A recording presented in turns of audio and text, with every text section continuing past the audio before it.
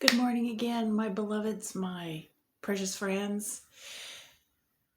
What are we eating this fair morn? Half a pound of ground beef patty with some toasted cheese and some diced dill pickle.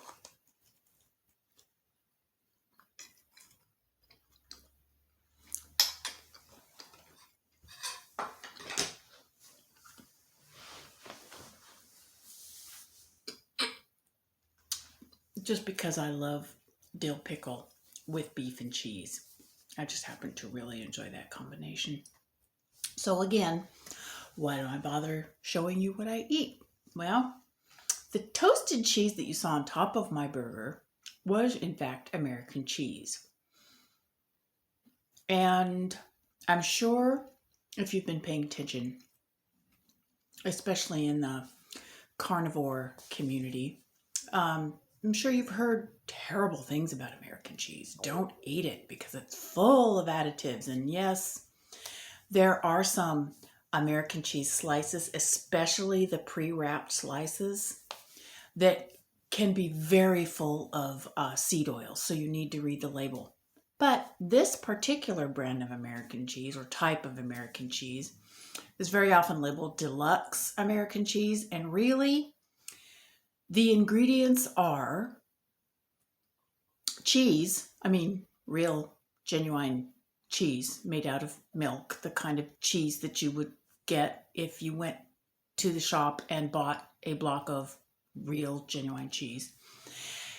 And a couple of additives. One of them is sodium citrate. One of them is sorbic acid, and the rest is just, and the other one is sunflower lecithin. But the vast, vast majority of this cheese that I'm eating is not really any different from the cheese that you would slice off of a block and call natural cheese. So it's not natural cheese and it has additives. So why do I eat it? And the reason is because there are certain additives that I'm just not afraid of.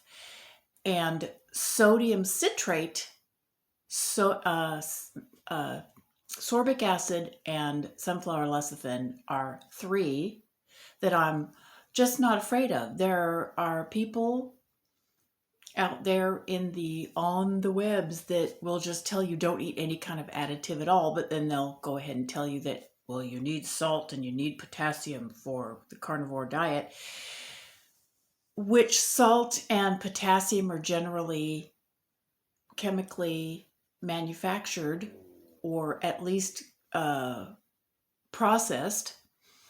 So, and they are additives. If they're not naturally occurring in the food, then you put them in, that's an additive, right? So, excuse me, what's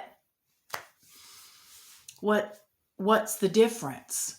Well, there are some additives that are problematic because people do react to them. There are some additives that are problematic because it just hasn't been confirmed scientifically that they're problematic, although there's mounting evidence that such things are.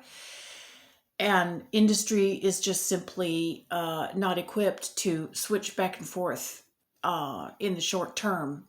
So they keep just using what they've always been using until they're absolutely forced to make the change. Excuse me. Sorry, I'm so antsy today.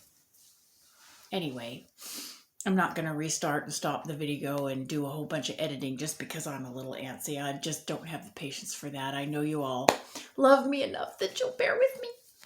Anyway, but sorbic acid, sodium citrate, and sunflower lecithin are not any of those things. Sodium citrate is a naturally occurring chemical. It occurs naturally in all different kinds of foods. And I have every reason to believe that human beings have been ingesting sodium citrate ever since forever, right? It's mostly found in plant foods. And the sodium citrate that I just ate in that cheese is indeed chemically produced.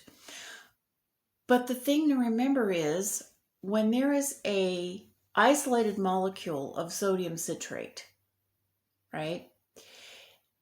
It's the same molecule as the molecule found naturally in food. And I don't believe your body can actually tell the difference. If it isn't a sodium citrate molecule, then they can't call it sodium citrate by law under labeling in the US. So the worry that it's not the same stuff as the stuff that's found naturally in food is just really unwarranted. On top of that, the amount of sodium citrate that you find in the food is really negligible. It's way less than a gram. It's probably less than 1/10 of a gram of sodium citrate per serving. I don't know exactly how much it is, but I know it's minuscule. Less than 1/10 of a gram per serving of cheese. I'm positive it would have to be. And the other reason I'm not afraid of it is because doctors, the medical community for many, many, many years, decades, in fact, has been using sodium citrate for medical purposes. And there really aren't any observed side effects of sodium citrate consumptions until you start getting up above 10 grams a day. That is 2 teaspoons of pure sodium citrate. And even then, once you get the side effects are generally just mild digestive discomfort like bellyache, griping, and diarrhea, which go away immediately once the sodium citrate is stopped. People take it for heart conditions, and they take it for some people take it for because they're having trouble controlling their blood sugar, and they may be combating acidosis, which kind of, or they may be not combating acidosis because sodium citrate would tend to, I think, make things more acid. But anyway, the sodium citrate in the cheese is a coagulant. It makes the American cheese firm and sliceable and gives it its creamy texture so that it can melt without becoming too oily. So sodium citrate has been historically shown to be something that, even though it's a chemical, is naturally occurring. Human beings have been consuming this very probably since forever. And the amount in the cheese is so small, it shouldn't have any impact on a person who's otherwise ordinarily healthy. The same reasoning goes for sorbic acid and sunflower lecithin. Now, sunflower lecithin is made of sunflower oil, but it is highly refined, and some people don't like the word refined because it brings up all sorts of connotations, but refined in and of itself isn't a bad thing. It's a perfectly legitimate function of chemistry, but it has become very, very associated with toxic sorts of foods. And if one is trying to avoid those toxic sorts of foods and one just wants to simplify everything, just to say avoid anything refined is probably going to serve you well in the long run. But the fact of the matter is, not everything that's refined is evil. And sunflower lecithin has been separated chemically by a lot of the negative things that are found in sunflower oil, naturally refined sunflower oil. And so it's really not comparable to just like sunflower oil you'd buy in a bottle. And again, the amount that is in the cheese is so small and so negligible. I find that it does not tend to affect me unless I just go on a like American cheese eating binge. If I'm eating 4 or 5 slices of American cheese a week, I'm not worried about the amount of sunflower lecithin that I'm getting. So if you're worried about it, don't eat it. But the idea that because it's refined, it must be toxic, I think we need to be really, really, really careful of making those casual, relationships.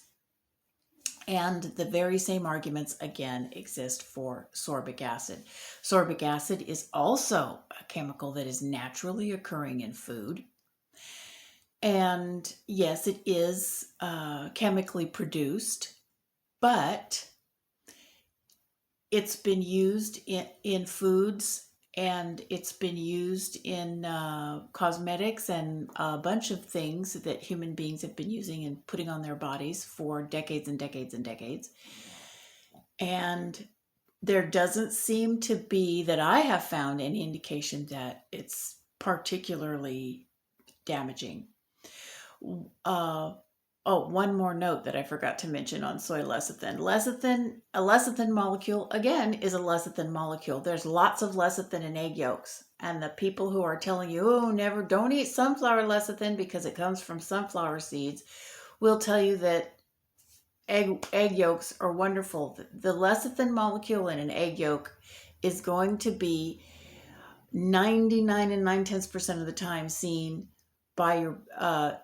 exactly the same way as the lecithin molecule that is isolated from sunflower oil.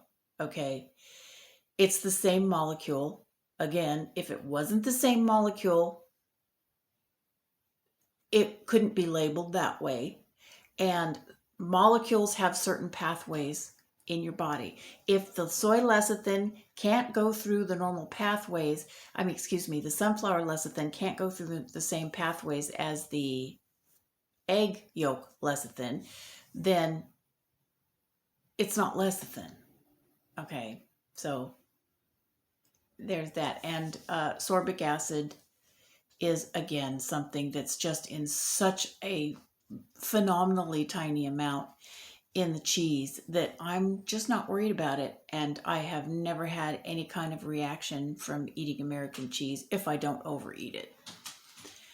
Just overeating American cheese is just a matter of pretty much overeating cheese. So if you see something that is deluxe American cheese, that's what it says on the label, and it doesn't come pre-wrapped in plastic, then it's a good bet that that's the kind of American cheese. So if you like American cheese, take heart. Read the back of the label. Read your ingredients. We talked about ingredients before. The actual listed ingredients are the part of the food label that's going to be of the most use to you. So read it. If it says cheese, and then the various constituents of the cheese, which is usually milk, cream, and enzymes, and salt generally, and maybe a culture. And then after that, after the cheese, it should be sodium citrate, sorbic acid, and some kind of lecithin. If that's all there is on that label, okay, what you're eating is 99.9% the same damn cheese that you bought out of a solid block and sliced it off yourself. It just is. So I'm not afraid of American cheese. And the reason I'm ranting on American cheese is because the principle is the same. There are food additives that I believe you simply don't need to be afraid of. An additive is simply something that's put into a food that isn't there naturally. When you salt your steak, that's an additive. Okay? When you add vinegar to something because you like the taste of it, that's an additive. So let's not be afraid. Let's not let anybody else make us afraid of terminologies and grow these gigantic fears in our brains that if I eat anything that's an additive, it's going to be terrible and it's going to derail me. Let's not do that. If you're concerned about additives, do a little research. The information is out there. It's readily available. Figure out if this is something that you think that you should avoid. Educate yourself and make your own decisions. That's what I'm talking about.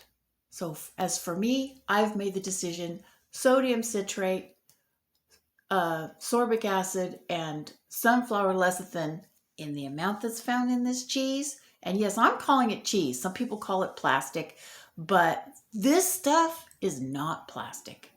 It is just as much cheese as the stuff you chop off in a block, okay? Do your own research, make your own decisions, empower yourself. I love you all. Like, subscribe, and share.